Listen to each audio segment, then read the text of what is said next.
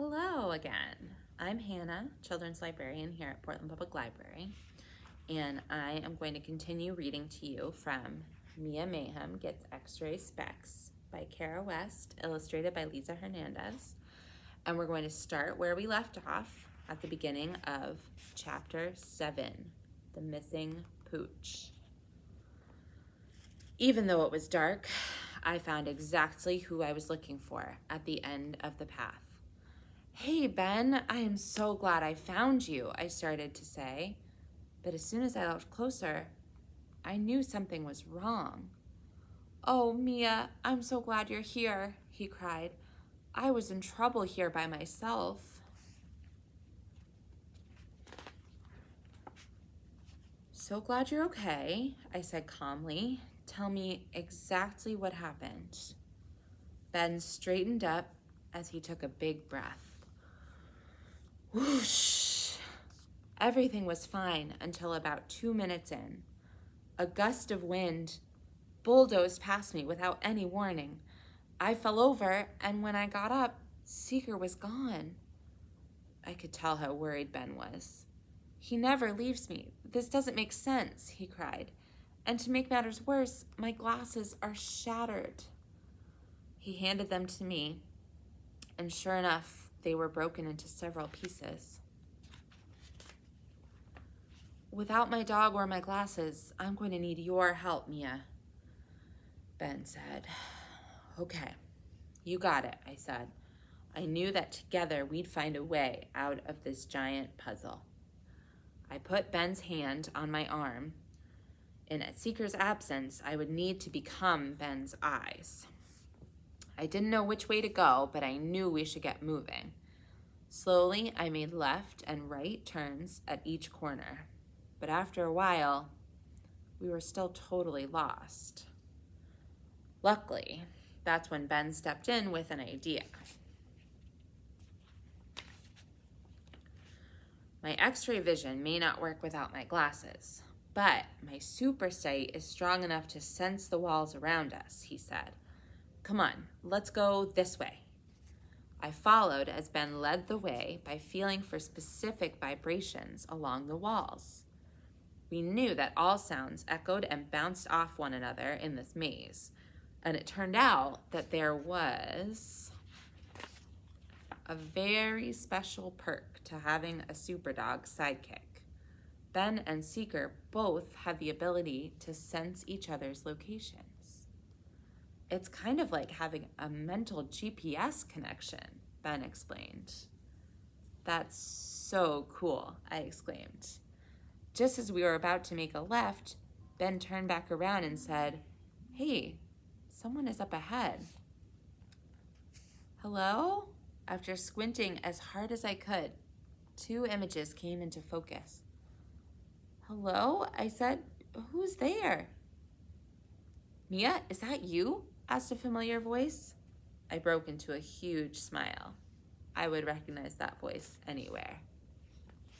Chapter 8, Heat Laser Time. "Allie and Penn, I'm so glad you're here. We need your help," I cried frantically. Ben and I filled them in on the situation, and then we came up with a game plan. "Since Seeker never leaves me," Ben concluded, "something must really be wrong." "Of course we'll help," said Allie. "We've got to get the dynamic duo back together." But with the 4 of us, it was hard trying to not walk into walls. Penn banged his elbow and groaned. "Oh, it sure would be so much easier if we could use our other powers," he said, "like fly up over the maze to find the exit." "Yeah," said Allie, "or run fast all the way through it." That's when I remembered. There had been so much going on that I'd forgotten about what I had done by mistake earlier. So I did use another power, actually. "What?" Penn and Allie exclaimed. "I didn't mean to," I said quickly. "It just happened. I was concentrating really hard, trying to tap into my X-ray vision, and instead of doing any scanning, my eyes blasted heat lasers and burned a hole into several walls. No way, said Ben. So this means I was right. About what? I asked. You are great at super sight. Heat laser beams isn't a different power. It's a type of super sight. Just a really advanced and harder type. Wow, you've got lasers? Ben asked.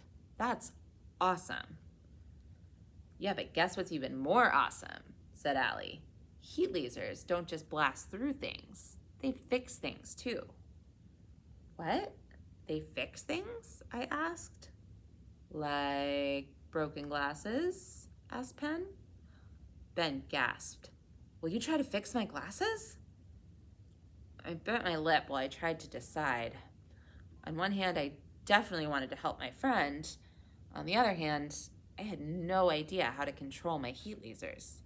What if I melted the glasses instead? Please, Mia, said Ben.